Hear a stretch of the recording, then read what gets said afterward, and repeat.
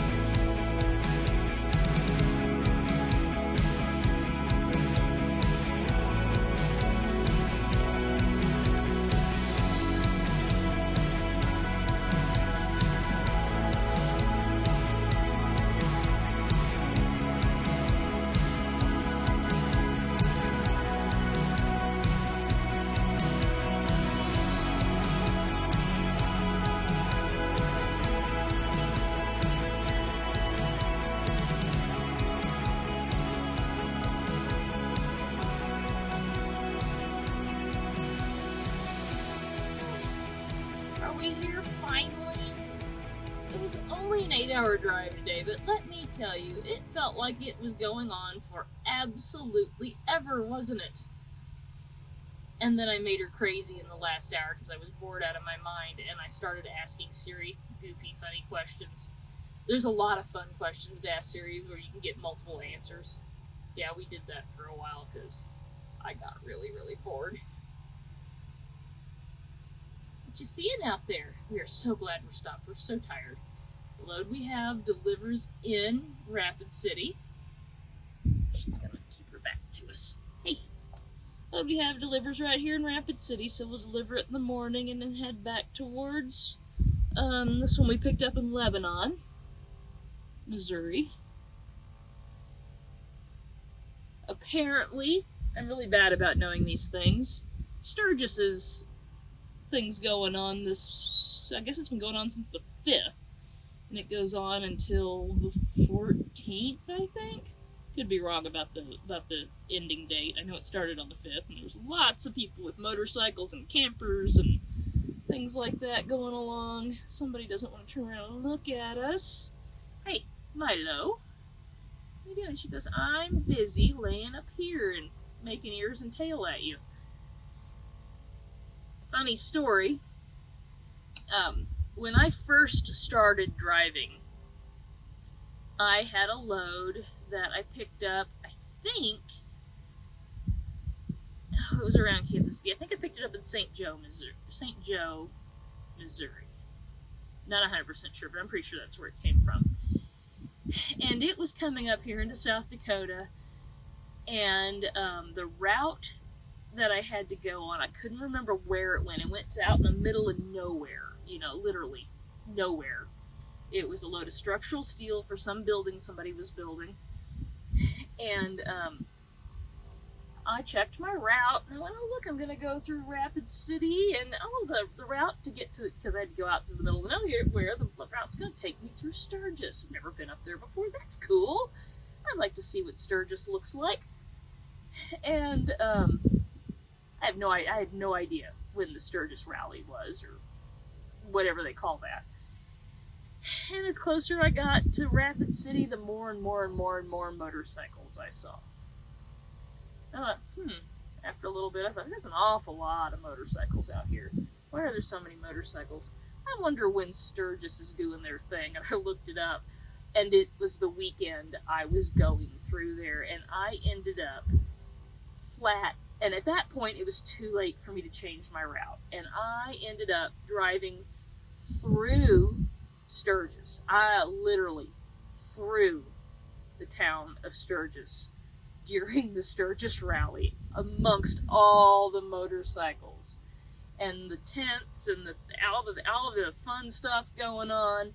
I had motorcycles going around me and honking and waving, and oh my God, I have no business being here. I was an absolute nervous wreck, but people would want me to honk, and I'd wave, and I thought, oh God, I gotta get out of here.